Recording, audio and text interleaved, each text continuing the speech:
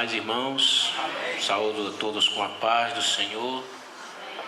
Quero, neste ensejo, externar a minha alegria e fazer coro às congratulações, às ações de graça de toda a congregação pelo aniversário do Coral Shalom. Sabemos que o Senhor tem acompanhado a história deste órgão de louvor.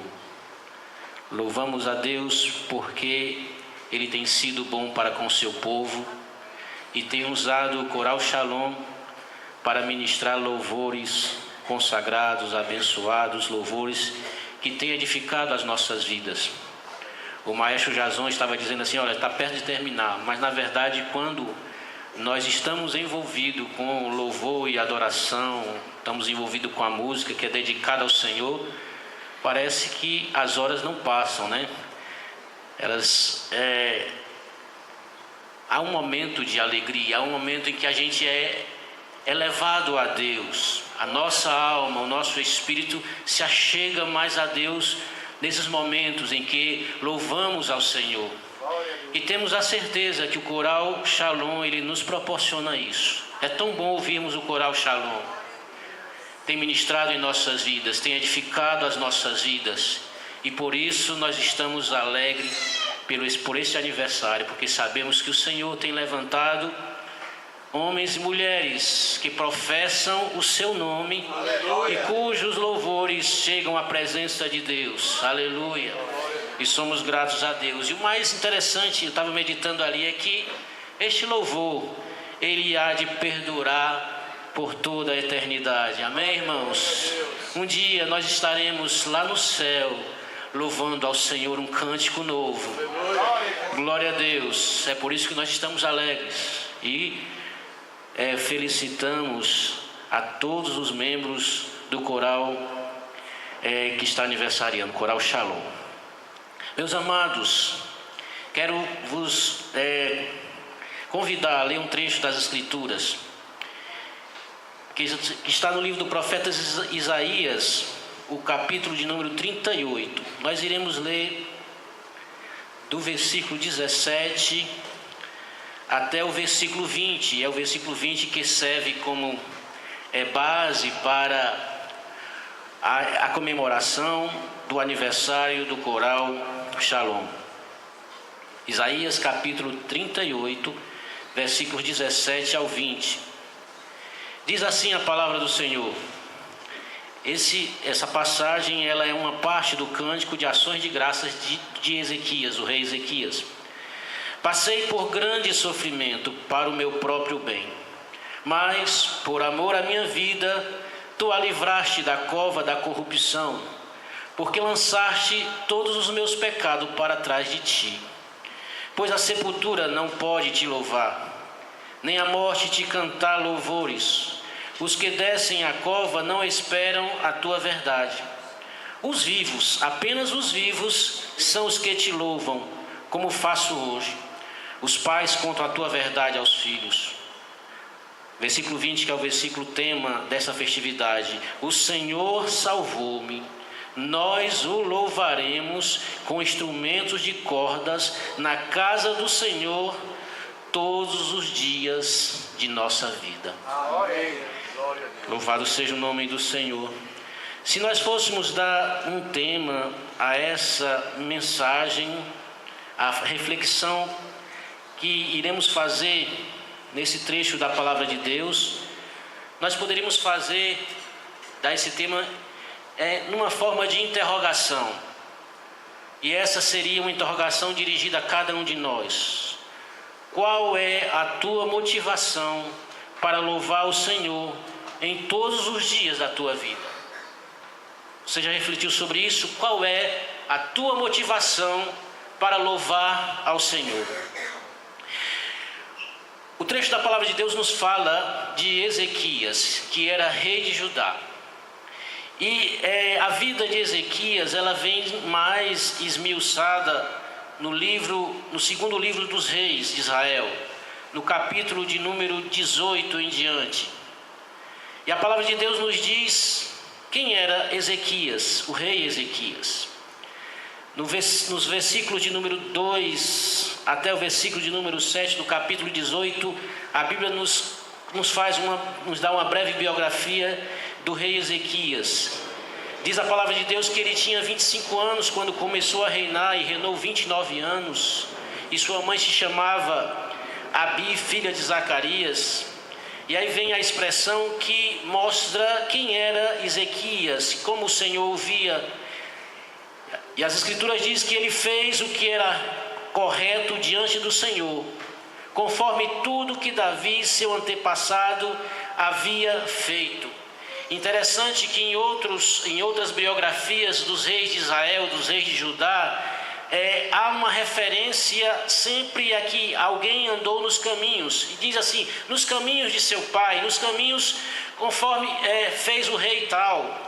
Ou diz assim, andou retamente nos caminhos do Senhor conforme o seu pai fulano de tal. Mas aqui nós vemos que Ezequias é comparado, ou pelo menos as ações dele são comparadas à do rei Davi, conforme tudo que Davi, seu antepassado, havia feito. E a referência é bem significativa, mostrando que Ezequias era alguém que observou fielmente os mandamentos do Senhor.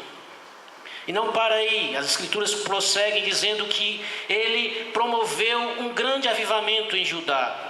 Ele retirou a idolatria, ele retirou os altares das colinas, quebrou as colunas e destruiu os postes ídolos. Até então, a nação de Israel e a nação de Judá, elas vinham sendo assoladas por diversos reis que tinham se tornado pagãos, tinham abandonado ao Senhor, tinham adorado outros deuses, tinham instituído verdadeiras religiões pagãs dentro da nação. E agora surge este homem, que interessante que é ele filho de Acais, e Acais tinha sido um rei idólatra. Como alguém tendo uma referência paterna, mantém fidelidade ao Senhor e se apresenta como alguém que teme ao Senhor. O seu pai tinha sido um grande rei idólatra, a ponto de copiar um altar em Damasco e trazer para dentro da casa do Senhor. Mas Ezequias, ele não segue os caminhos do seu pai, mas ele observa a lei do Senhor e toma outro caminho e promove na nação um verdadeiro avivamento, retirando toda a idolatria. Mas não faz somente isso. Ele acabou inclusive com uma espécie de misticismo que existia na nação de Judá. Continuando o versículo 4 diz assim, despedaçou a serpente de bronze que Moisés havia feito, porque os israelitas lhe queimavam incenso até aquele dia, e deu-lhe o nome de Neustã. E essa passagem aqui se refere àquelas serpentes que foram feitas no deserto e levantadas para que o povo não sucumbisse a uma praga que tinha sido abatida no meio do povo de Israel na peregrinação do deserto. E essas serpentes ficaram ali guardadas e serviram como uma espécie de misticismo religioso para aquela nação. E Ezequias observa aquela prática e vê que ela é desvirtuada e também retira do culto e estabelece um culto verdadeiro a Deus. Continuando, a biografia diz que Ezequias confiou no Senhor, Deus de Israel, de modo que não houve ninguém semelhante a ele entre todos os reis de Judá, nem antes, nem depois dele. Isso é interessante porque mostra que ele temeu efetivamente ao Senhor. Ele se chegou a Deus. No versículo 6 diz assim, porque se apegou ao Senhor e não desviou de segui-lo e guardou os mandamentos que o Senhor havia ordenado a Moisés. Ele se apegou ao Senhor. E nós vemos isso, uma providência de Deus, um cuidado de Deus para com a nação. O Senhor suscita no coração do rei Ezequias um temor, um fervor, e Deus nos chama a ter um relacionamento pessoal, aleluia. Glória a Deus. No meio de uma situação de crise espiritual, no meio de um declínio espiritual que a nação experimentava naquela ocasião, Deus suscita este homem para ter com ele um relacionamento verdadeiro, uma comunhão verdadeira. Deus promove no coração deste homem um avivamento, e aquele avivamento incendeia aquela nação e leva aquela nação a temer ao Senhor. Glória a Deus. Nos dias em que estamos vivendo, também passamos por momentos de grandes dificuldades, tempos difíceis, tempos trabalhosos, que fala o apóstolo Paulo. Mas o Senhor, Ele convoca cada um de nós para termos uma vida temente a Ele, aleluia. O Senhor quer que nos posicionemos na nossa família, na nossa casa, na nossa escola, no nosso trabalho como homem e mulher, temente a Deus. Ele quer nos usar, aleluia. E nós vemos que aquele homem temeu ao Senhor, mas embora temesse ao Senhor, ele sofreu perseguições e ameaças. A vida cristã, irmãos, não é fácil. A vida cristã é uma vida de constante peleja. E a guerra, ela é travada todos os dias, ela é renhida, ela não dá tréguas. Nós iremos passar por momentos de aflições e tribulações. Haverá perseguição e ameaças na nossa jornada cristã. Ezequias sabia bem o que era isso. Durante o seu reinado, ele foi constantemente ameaçado pelo rei da Assíria, o rei Senaqueribe. E a história nos mostra que jamais houve um exército tão impiedoso e cruel como o exército assírio. A história humana, ela diz que o exército assírio, o império assírio foi impiedoso. Enquanto outras nações poupavam as nações conquistadas, o império assírio tendia a exterminar. Os soldados assírios eram extremamente malvados, eram extremamente perversos, e a fama dos assírios se estendeu por muito tempo. O exército assírio era impiedoso e cruel. Nenhuma nação havia sido poupada. O império assírio chegou como um avalanche, assolando a todos e a tudo. Destruiu as nações conhecidas do mundo de então. A história humana nos fala isso. Ninguém poderia se manter de pé diante do império assírio. As escrituras nos dizem que eles chegaram até Judá. E no capítulo número 18, versículo de número 13, diz assim: no 14º ano do reinado do rei Ezequias, Senaqueribe, rei da Síria, atacou todas as cidades fortificadas de Judá e as conquistou. O inimigo havia se avizinhado. O inimigo estava às portas. O inimigo estava ali prestes a tomar Jerusalém. E parece que não havia escapatória. Era uma questão de tempo. A nação de Judá, semelhante à nação de Israel, o reino do norte, iria sucumbir. A nação do norte, que é o reino de Israel, já havia sido assolada pelos assírios, e Senaqueribe havia destruído e invadido Samaria e levado aquele povo para o exílio. Nunca mais eles retornaram. Houve uma mistura de povos ali em Samaria. E certamente esta seria a sorte também de Judá.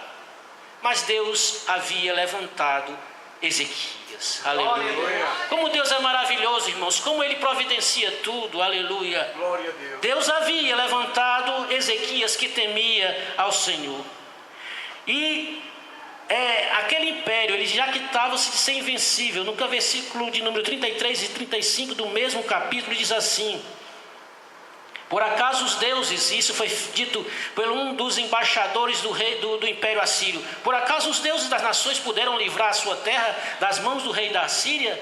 Onde estão os deuses de Ramate e de Arpade, os deuses de Sefaim, de Rena e de Iva?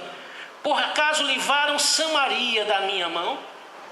Aquele povo jactava-se de ser povo conquistador. Ninguém escaparia das mãos do império assírio. Estaria a sorte da nação de Judá selada? Estaria o destino de Judá selado? Aleluia. Chegou a vez de Judá. Será que era isso que se destinava à nação? Mas graças a Deus, irmãos, que havia um homem temente a Deus. Ezequias lembrou-se que havia o Deus de Israel. Aleluia. Ele lembrou que não restava a ele nenhum outro recurso. Seu único recurso era o seu Deus. Ele conhecia bem o Senhor. Aleluia. Aleluia. Como é maravilhoso quando temos essa comunhão estreita com Deus e conhecemos ao Senhor, e a nossa alma, ela confia no Senhor. O inimigo pode estar à nossa espreita, pode estar nos nossos calcanhares, mas nós fazemos menção do nosso Deus. Aleluia. E nós vemos que a história prossegue no capítulo número 19. Ezequias ora ao Senhor e Deus opera um grande livramento. E o interessante, irmãos, é que esse livramento que Deus opera não foi através de carros, não foi através de cavaleiros, não foi através de exércitos, não contou com 300 homens, como ocorreu lá em Gideão. Ele não contou com qualquer perícia, qualquer expert de guerra. Nós vemos que Deus operou um grande livramento. No versículo 35 do capítulo 19 diz assim: naquela noite, o anjo do Senhor, interessante que não foi um exército de anjos, uma miríade de anjos, foi o anjo do Senhor. Era apenas um anjo, irmãos. Saiu e feriu 185 mil no acampamento dos assírios. Nós não estamos falando de qualquer império, de qualquer exército. Era o exército assírio, um exército belicoso, terrível, malvado, impiedoso. Mas bastou o anjo do Senhor. Aleluia. Deus opera em nosso favor. Aleluia. Deus operou um grande livramento em favor da nação e em favor de Ezequias. Mas será que é esse o motivo da oração de gratidão e do louvor de Ezequias que está registrado nessa passagem que nós lemos, o cântico de ação de graças de Ezequias? Nós não vemos aqui, quando lemos do versículo 9 até o versículo 20, nós não vemos nenhuma referência a esse livramento, não vemos. Nós vemos que a oração de Ezequias foi motivada, a ação de graças dele foi motivada por outra razão. Não foi por este grande livramento. Certamente ele agradeceu ao Senhor, mas essa oração aqui tão sincera, tão espontânea, tão íntima, não se deveu a esse grande livramento. Foi por outro motivo. Na verdade, o capítulo 20 do segundo livro de Reis, ele registra que Ezequias, ele adoece. E o próprio Senhor chega para ele e diz: olha, põe a tua casa em ordem, porque tu não vais se levantar desta cama, tu não vais se recuperar, mas morrerás. Na verdade, o que estava sendo dito ali para Ezequias era uma sentença de morte. Para esse inimigo não haveria escapatória. Uma sentença de morte estava determinada. O diagnóstico da enfermidade de Ezequias é para a morte. É uma doença terminal. Os dias da tua existência, Ezequias, estão contados. Tu não se levantarás do teu leito. Quem já passou por uma situação dessa sabe muito bem o que é isso. Vão-se embora todas as esperanças, vai-se embora a alegria, vai-se embora as expectativas. A morte, ela não permite o dia seguinte, ela não nos dá perspectiva para o dia seguinte. Esse diagnóstico, essa sentença, esse vaticínio de morte, não dava mais perspectiva para Ezequias. A morte era certa, o próprio Deus havia dito: olha, certamente tu morrerás, não se levantarás do teu leito. Eu lembrei, quando estava meditando sobre esse versículo, de uma crônica, os irmãos me perdoem, eu vou citá-lo aqui, de Pedro Bial, na época em que ele escrevia boas crônicas, né? Depois que ele se envolveu com outras coisas, ele perdeu um pouco da poesia dele. Ele é um cronista excepcional. Mas eu trouxe esse trecho aqui para mostrar a visão humana sobre a morte. Como nós encaramos a morte. Quando a morte chega e há uma certeza de que a pessoa irá morrer, como ela se comporta? Veja que diz esse cronista: a morte por si só é uma piada pronta, diz ele, na visão puramente humana. Morrer é ridículo. Você combinou de jantar com a namorada, está em pleno tratamento dentário, tem planos para a semana que vem, precisa autenticar o documento em cartório, colocar gasolina no carro e no meio da tarde morre. Como assim? E continua ele dizendo: e os e-mails que você ainda não abriu, o livro que ficou pela metade, o telefonema que você prometeu dar à tardinha para um cliente? Não sei de onde tiraram essa ideia de morrer. A troco, você passou mais de 10 anos da sua vida dentro de um colégio, estudando fórmulas químicas que não serviram para nada. Mas se manteve lá, fez as provas, foi em frente, praticou muita educação física, quase perdeu o fôlego, mas não desistiu. Passou a madrugada sem dormir para estudar para o vestibular, mesmo sem ter certeza do que gostaria de fazer da vida, cheio de dúvidas quanto à profissão escolhida, mas era hora de decidir, então decidiu e mais uma vez foi em frente. De uma hora para outra, tudo isso termina numa colisão na freeway, numa artéria entupida, num disparo feito por um delinquente que gostou do seu tênis. Qual é? Morrer é um xiste. Obriga você a sair do melhor da festa sem se despedir de ninguém, sem ter dançado com a garota mais linda, sem ter tempo de ouvir uma outra música preferida. Você deixou em casa as suas camisas penduradas nos cabides, sua toalha úmida no varal e penduradas, também algumas contas. E os outros vão ser obrigados a arrumar suas tralhas, a mexer nas suas gavetas e a apagar as pistas que você deixou durante uma vida inteira.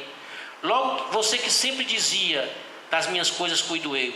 Que pegadinha macabra. Você vai sem tomar café e talvez não almoce, caminha por uma rua e talvez não chegue na próxima esquina, começa a falar e talvez não conclua o que pretende dizer, não faz exames médicos, para quem não é cristão, né? Fuma cigarros, bebe de tudo, curte costelas gordas e morre num sábado de manhã.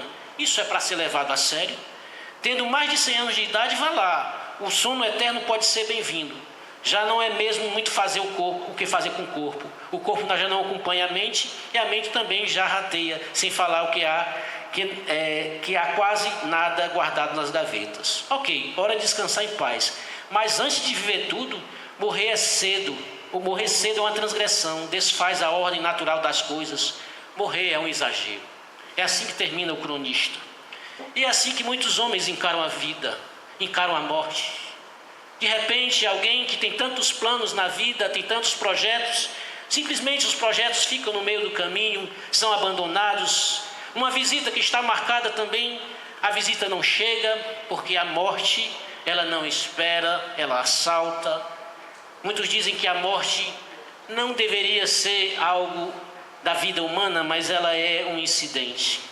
E nós vemos que Ezequias, ele se dá conta disso. Quando ele ouve aquele vaticínio, aquela sentença de morte, ele diz: mas como assim? Eu tinha tantos projetos, eu servi ao Senhor com tanta alegria, eu levei a nação de Israel a conhecer ao Senhor. E ele mesmo confessa diante de Deus: Senhor, eu te suplico, lembra-te agora de como tenho procedido para contigo, com fidelidade e integridade de coração, e de como tenho feito o que é correto diante de ti. E a palavra de Deus nos diz que Ezequias, ele se virou para a parede e chorou muito. Interessante, irmãos. O que poderia fazer Ezequias? Ele não poderia se lamentar com um amigo, com um irmão. Ele simplesmente vira o seu rosto para a parede e começa a chorar. E chora muitissimamente. É como se Ezequias estivesse conversando, a sua alma estivesse conversando com o Senhor. É como se a sua alma ela se desmanchasse diante do Senhor e apresentasse aquela situação ao Senhor. E nós vemos que a Bíblia Sagrada ela nos traz muitos exemplos de pessoas que também passaram por momentos tão difíceis. Nós vemos que lá no livro de Reis, primeiro livro de Reis, no capítulo de número 18, e no versículo de número 4, nós vemos que Elias, aquele grande profeta de Deus, depois de desafiar os 400 profetas de Baal e depois de ele manifestar a glória de Deus perante toda a nação, ele é ameaçado por Acabe e por Jezabel, e ele teme, e ele foge da presença ali do rei, e ele se sente num momento de grande abatimento espiritual. E ele diz para o Senhor: Senhor, olha, basta, não quero mais prosseguir, Senhor, tira a minha vida. Era um momento de amargura, de tristeza, um momento em que sua alma estava abatida, o seu espírito estava abatido, e ele diz: Senhor, olha, quero morrer aqui. Ele vai para um local afastado, um lugar que não tinha recurso, e ele diz assim: a minha vida ela cessa por aqui. E o Senhor diz: não é assim, Elias, está aqui alimento, vai, prossegue nessa jornada que não chegou o teu fim. Mas mais à frente ele se senta e diz: Senhor, não há mais o que eu fazer. E entra dentro de uma caverna, entra numa caverna, e lá na caverna ele diz: aqui eu vou me esconder definitivamente, aqui não há saída para mim. E o Senhor diz: não é assim, Elias, eu tenho ainda algo para fazer com você. Aleluia. Tem coisas ainda para fazer no meu reino. Homens de Deus passaram por momentos de grande tribulação, de grandes dificuldades. Há um salmo que expressa também essa oração, Salmo 102, e o Salmo 102, ele é bem interessante porque mostra justamente a situação de alguém que, vendo-se desfalecido, derrama a sua queixa perante o Senhor. E aí os irmãos podem ler em casa, porque não dá tempo para ler todo o salmo. Ó Senhor, ouve a minha oração e chegue a ti o meu clamor. Não esconda de mim o rosto quando estou angustiado.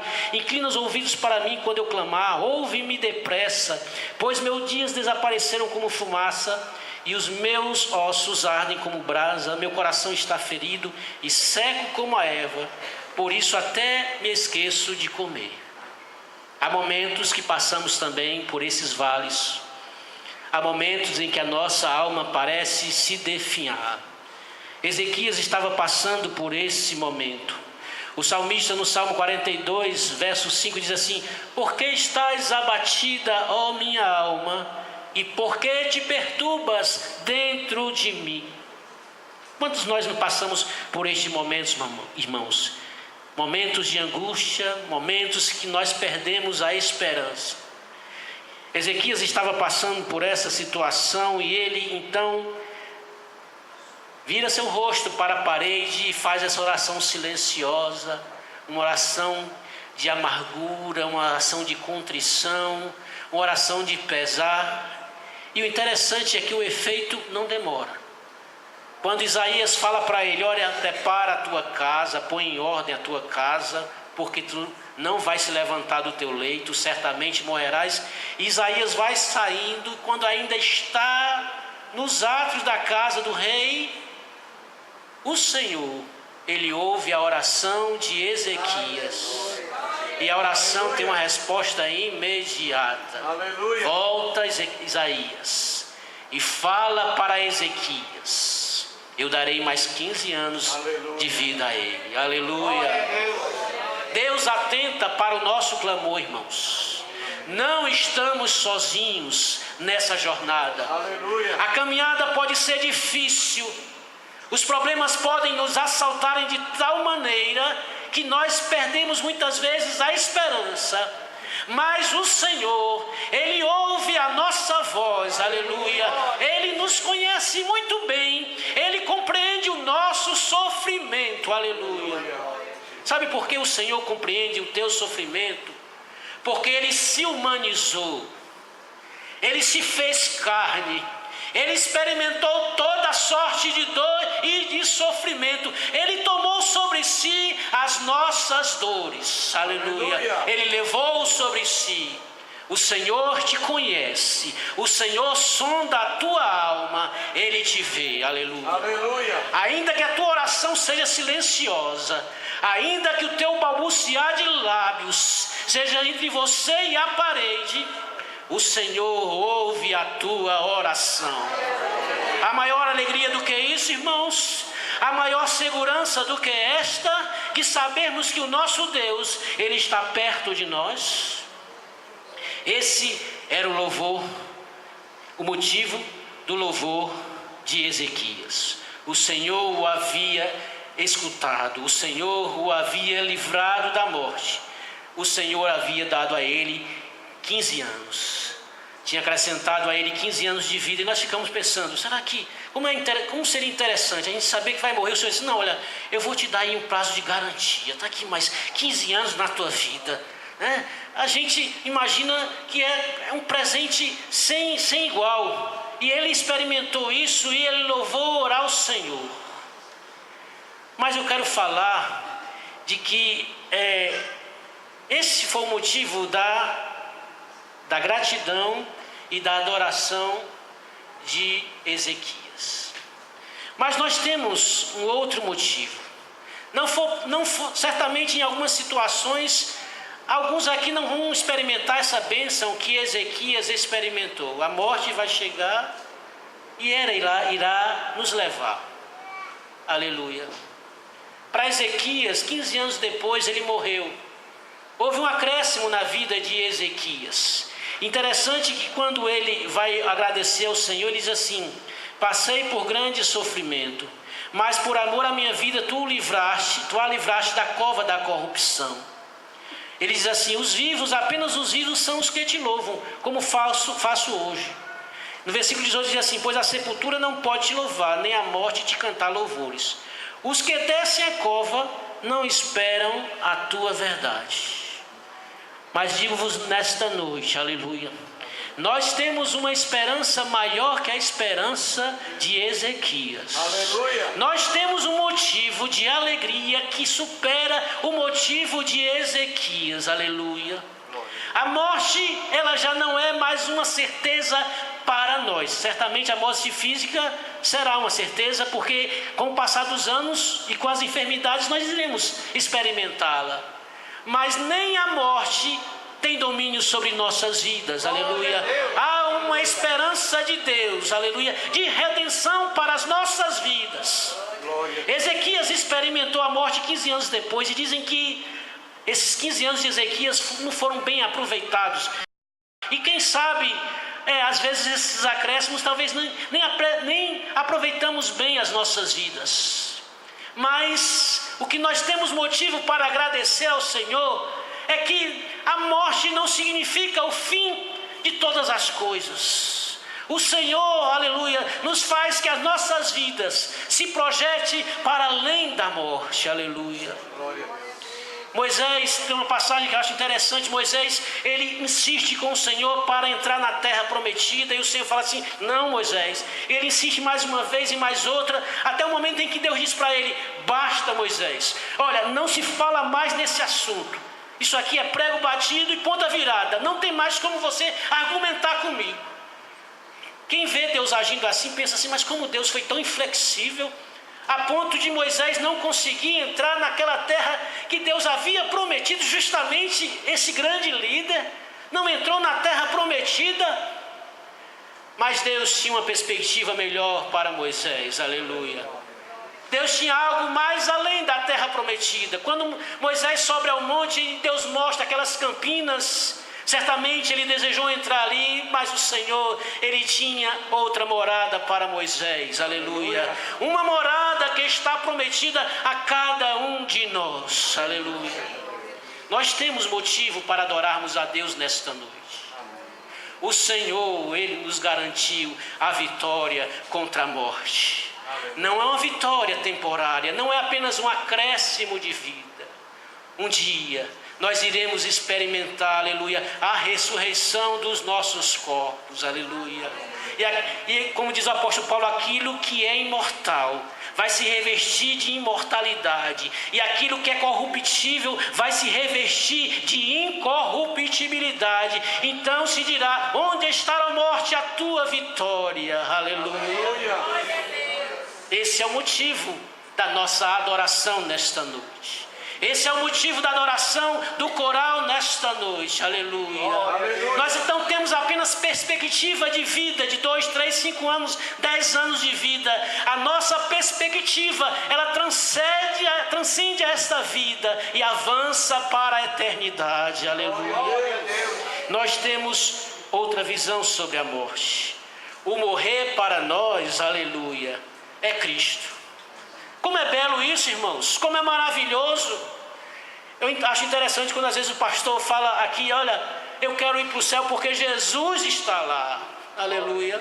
Se a morte ela vier, nós temos a convicção que a nossa ida para o Senhor, ela irá acontecer. Nós iremos estar com o Senhor para todo sempre, aleluia.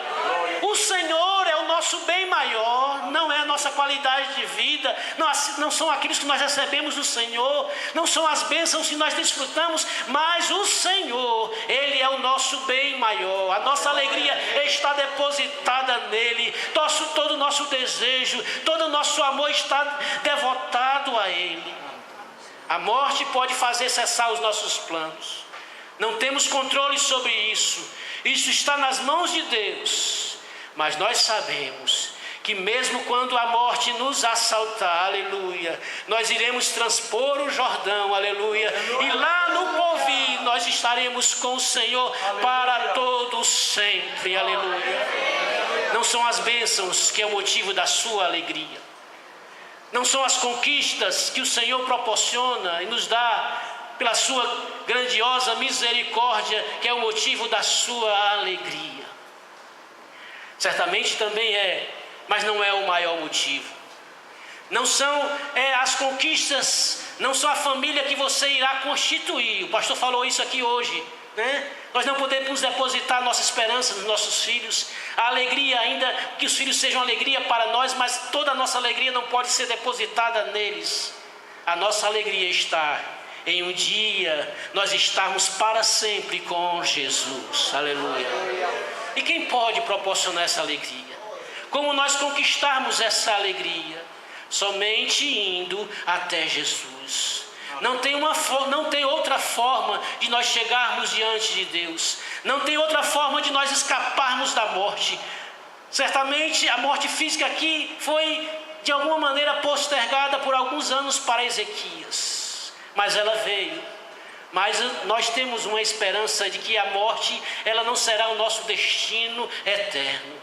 Nós temos a esperança de nós sermos ressuscitados e estarmos com Cristo para sempre.